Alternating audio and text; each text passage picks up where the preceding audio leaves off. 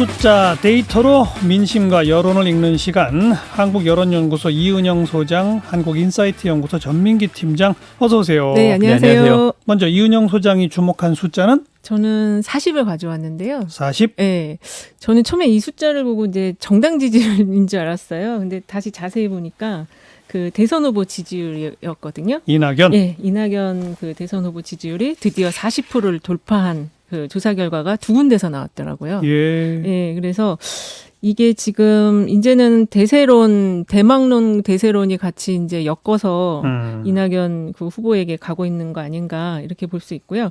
사실은 이 정도 지지율이면은 거의 이제 콘크리트로 굳혀져가는 어떤 기반은 마련된 것이 아닌가 예. 이렇게 볼 수가 있을 것 같습니다. 예. 그래서 그 조사 결과 나온 게 이제 오마이뉴스랑 리얼미터가 20일부터 24일까지 5일간 그 2,552명을 대상으로 한 조사 결과인데 이제 여권 후보 쪽에서는 이낙연 후보가 뭐 확고부동한 1위였고 이재명 지사가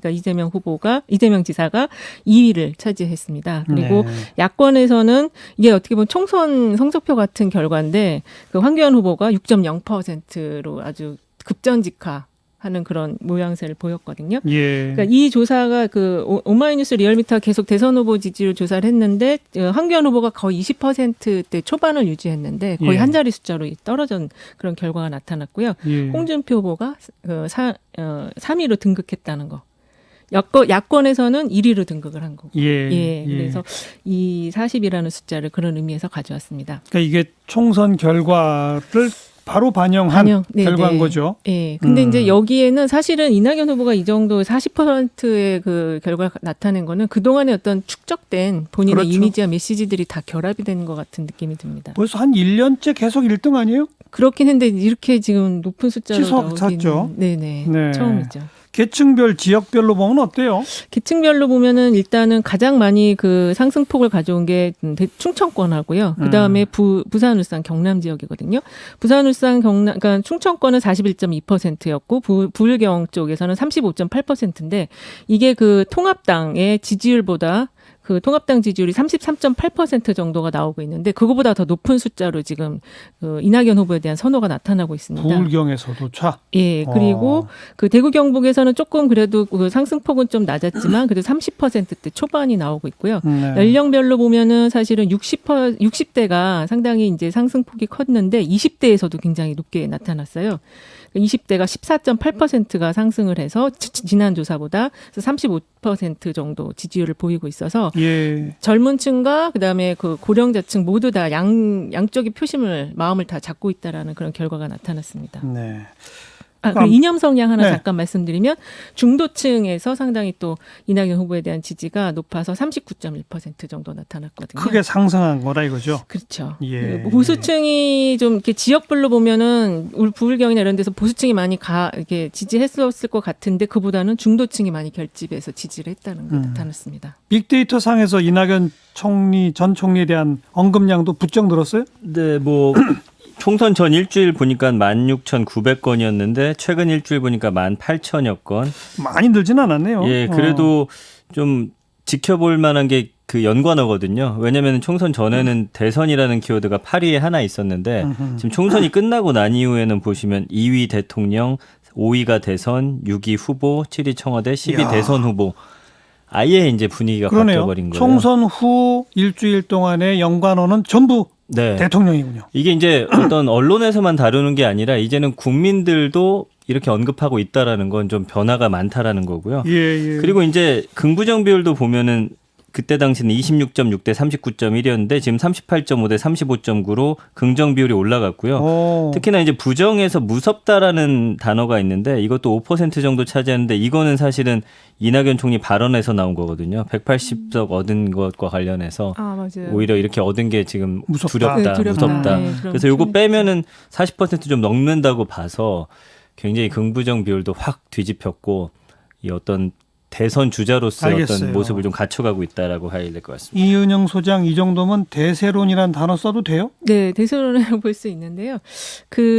이제 좀 약간 의미가 있는 게 이재명 지사하고 이게 상당히 둘이 캐릭터가 완전히 좀 다르죠. 다른데 이 두 개의 기둥이 지금 민주당 대선 후보군에 어떻게 딱 중심을 잡고 있다라는 것 자체가 좀 중요한 것 같고 이게 이제 앞으로 이게 어느 축으로 갈지 사실은 지금 미래 불안감이 크기 때문에 이낙연 어떤 의원의 총리의 그 안정감이 그거에 대한 선호가 이렇게 높게 나타나는 걸 수도 있거든요. 맞아요. 거의 말실수를 안 하시잖아요. 그러니까요. 그리고 얼굴 표정이 웃어야 될 타이밍에는 되게 굳어 계시거든요. 그게 상당히 그 사람들에게 시사하는 게 좀 있는 것 같아요. 그래서 이제 이렇게 나타났는데 현재로서는 대세론으로 봐야 할 것 같습니다. 알겠고요. 예. 전민기 팀장 가져온 숫자는 저도 40입니다. 그건 또 뭐예요? 이번에는 이제 범야권 선호주자 없음 응답 비율이 보니까 45.9%더라고요. 야권 쪽에서는 예. 아예 믿을 후보가 없다. 그렇습니다. 아, 그게 1등이다. 네. 예. 그게 참 이런 경우는 저는 처음 보는 것 같은데 어쨌든 대선 후보가 없다는 응답 45.9%고 그나마 이제 인물로는 홍준표 전 자유한국당 대표가 10.6%로 가장 높았고요. 45.9 대 10? 예. 그리고 이건 뭐 차이가 많이 나죠. 예. 너무나 많네요. 안철수 국민의당 대표 8.5, 오세훈 전 서울시장 7.9%, 황교안 미래통합당 전 대표는 4.2%에 그치면서 푹 주저앉았군요. 예, 지금 뭐 야권에서 마땅한 후보가 없다는 말이 계속 나오는 이유인 것 같습니다. 네. 그 빅데이터 상의 언급들도 좀 어때요? 지금 홍준표 이제는 의원이라고 해야겠죠. 지난 일주일 언급량이 한 14,300건 정도 되거든요. 예. 근데 여기는 연관어 1위가 그래도 대선이에요. 그다음에 연관어의 인물들 유승민, 안철수, 황교안 이렇게 뜨는 걸 보니까 대선 후보로 거론되는 데 중에서는 그래도 홍준표 의원이 네. 좀 앞서고 있다는 걸 좀 알 수가 있고요. 아니 본인이 계속 대선 후보 얘기를 하니까. 네, 그거 그렇죠? 맞습니다. 예. 그 긍부정 비율은 근데 19.5 대 54.7이거든요. 부정이 엄청 높아요? 예, 그런데 여기서도 또 이제 노욕이라는 단어라든지 연관어에서 뇌물이라는 건 사실은 김종인 미통당 비상대책위원장을 좀 비판한 것이어서 예. 어쨌든 그동안 보셨겠지만 그 미래통합당 관련해서는 부정 감성은 50% 넘는 게 좀 일상적인 일이어서 뭐 이렇게 큰 의미를 두긴 좀 어려울 것 같고요. 네. 황교안 전 대표 같은 경우는 좀 우리가 주목해 볼 필요가 있습니다. 총선 전 일주일 언급량이 42,000건이었거든요. 근데 최근 일주일 언급량이 10,000건이 채 안 됩니다. 그것도 많이 빠졌네요. 그렇죠. 네. 그러니까 네. 사실은 어떻게 보면은 이거는 비판이나 비난 이런 것도 없이 거의 무풀에 가깝다. 잊혀진 인물. 그렇죠. 그러니까 사실은 오히려 욕먹는 게 낫지 정치인들은 이렇게 언급량이 확 줄어드는 건 조금 안 좋은 그런 모양새라고 볼 수가 있거든요. 예. 사실은 지금 6% 정도 여론조사에서 나오잖아요. 그게 이제 5% 넘으면 대선 주자로서의 의미를 갖는다고 하는데 대중 앞에 설 기회가 없고 이런 식으로 이제 언급량 자체가 줄어들면 그것도 떨어질 그렇죠. 가능성이 높죠. 그리고 이제 네. 키워드에서도 대선이나 뭐 대선 후보 관련된 키워드가 9위에 하나밖에 없어요. 그러니까 국민들은 대선 후보로서 좀 인정해주지 않는 한마디로 분인 것 같습니다. 황교안 그러면 이제 총선과 함께 사라지다. 네, 뭐 이렇게 하면 되겠네요. 그렇게 봐야 될 것 같습니다. 그런 거 보면 굉장히 무서운 것 같아요, 민심이. 바로 네, 맞습니다. 그냥 뛰었다가 바로 그냥 떨어뜨리는 거, 행가래 쳐줬다가 바로 그냥 떨어뜨리는 걸 보면. 자, 다음 주제로 예. 전 팀장 또 어떤 숫자에 주목했어요? 45라는 숫자를 제가 가져왔거든요. 오늘 뭐 40, 45 계속 그러네요. 이거 그렇죠. 뭐예요? 이게 이제 이번 주에 황금 연휴가 시작이 되잖아요. 그러니까 황금 연휴를 분석을 해보니까 긍부정 비율이 45.3 대 18.5, 긍정 비율이 45로 꽤 높은 수치를 차지하고 있다라는 걸 제가 좀 가져와 봤어요. 연휴에 대한 긍정 비율이 높다. 그러니까 사실은 이건 당연한 얘기 아니에요? 근데 예전에는 주말 같은 게 약간 우려라든지 코로나 이후에는 오. 부정 감성가 높았잖아요. 아, 왜냐면 맞아요. 예, 그러나 연휴가 이제 너무 길면 피곤해요. 이게 상쇄가 되면서 황금 연휴 네. 자체를 지금 기뻐하고 있다라는 게 예. 분위기가 좀 반전됐다고 봐야 돼요. 그래서 예. 좀 아직은 안심해서는 안 된다. 좀 사회적 거리 느슨해졌다는 그런 좀 이야기를 좀 하고 싶어서 언급량도 가져왔습니다. 많아요? 황금 연휴? 언급량은 이제 한 8만 건 정도로 어유 많네요. 이 정도면은 사실은 뭐 엄청난 메가 이슈는 아니지만 그래도 국민들이 코로나를 떼놓고서 연휴를 이야기하는 비율이 상당히 올라갔다라고 보시면 될 것 같고요. 연관어도 보면은 코로나가 1위이긴 합니다. 그러나 이제 10위 안에 보시면 연휴, 여행, 주말, 제주도 예약, 호텔, 객실. 이야. 그 다음에 이제 코로나 관련해서는 사회적 거리두기, 마스크, 코로나 딱 세 가지 정도인데 이게 약간 코로나에 대한 어떤 두려움보다는 이제는 좀 어딜 가야겠다는 마음이 좀 역전이 된 그런 상황입니다. 뭐 황금 연휴에 관련 검색어 보니까 작심했네요. 그렇습니다. 다 왜 제주도로 가는 거죠? 그러니까 이게 이제 어떤 마음이 느슨해졌다는 게 저부터도 사실은 예전보다는 손소독제 좀 덜 뿌리는 것 같아요. 맞아요. 저도 그런 그런 것들이 것 같아요. 그래서 말씀드리고 싶은 거는 개개인이 가시는 걸 막을 수는 없습니다. 비판할 수도 없고요. 가셔서도 우리가 그동안 해왔던 어떤 이런 손 씻기라든지 이런 걸 좀 철저히 하셨으면 좋겠다는 생각입니다. 우리 방송에 감염내과 전문의가 네. 아직 안 됩니다. 그렇죠. 예약하신 거 제발 좀 취소하시고 취소까지. 제발 한 번만 더 참아주세요 그랬는데 네. 취소 안 할 것 같네요. 지금 분위기로서는 안 한다고 봐야겠죠. 예. 원희룡 지사도 오지 말라고 막 그랬잖아요. 그랬던 것 같은데, 예. 이은영 소장도 코로나19 관련 숫자 골라오셨다고요? 네, 저는 60을 골라왔는데요. 이건 또 뭐예요? 이게 지금 이제 갤럽에서 조사한 건데 그 본인이 코로나에 감염됐는지 걱정되냐 이거에 대해서 걱정된다라고 말하는 게 60% 정도 나왔거든요. 예. 근데 이게 2월 말 조사를 보면 77%였어요. 아. 근데 지금 60%까지 한 17% 정도 지금 빠져서 긴장감이 조금 이제 느슨해졌다 이렇게 좀 볼 수 있을 것 같습니다. 예.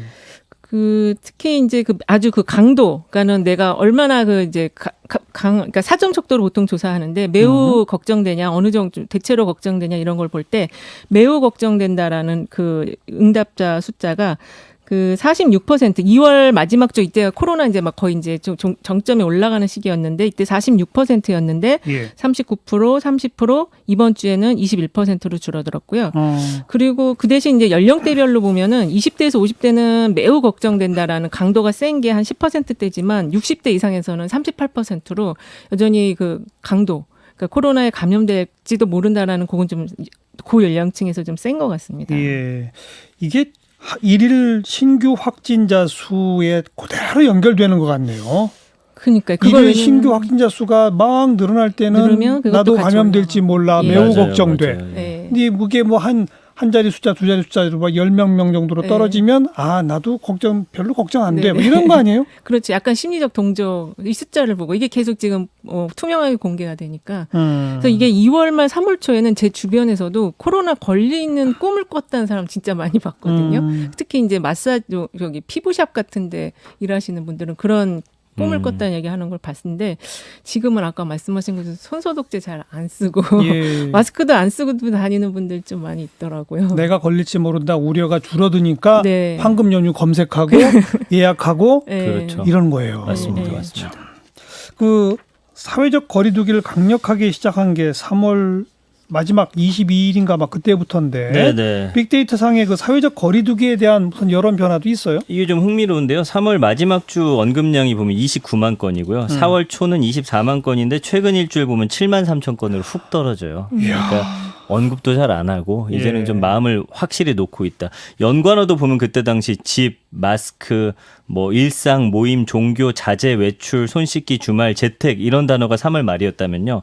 4월 초만 되면 이제 집, 벚꽃, 그다음에 뭐 놀이공원 약간씩 혼재되기 시작하다가 최근 일주일 보시면 뭐 연휴, 여행, 주말, 뭐 확진자 이런 단어 보이거든요. 아까 말씀해 주신 대로 확진자 숫자에 따라서 확실히 마음이 느슨해지는 정도가 좀 보이는 것 같고요. 부정감성어도 보면 힘들다, 지치다, 어렵다, 심지어 느슨하다라는 단어도 보이니까 이제는 좀 집에만 있는 거 굉장히 답답해하시고 좀 느슨해진 마음, 그다음에 확진자 수 줄어드니까 좀 나가야겠다라는 마음들 좀 크신 것 같습니다. 이게 기본적으로는 정부가 방역을 굉장히 잘하고 있다는 거 아닌가요? 그러니까 자연스럽게 이렇게 사람들이 좀씩 활동도 하고 그래야 경제도 돌아가는 건 맞는데 맞아요. 그런데 아무튼 이번 연휴는 제발 한 번만 좀 더 참아달라고 전문가들은 얘기를 하고 있거든요. 그렇죠. 왜냐하면 우리가 한 명의 확진자가 얼마나 빠르게 많이 전파하느냐를 봤기 때문에 사실은 마음을 놔서는 안 되는 게 맞는 것이죠.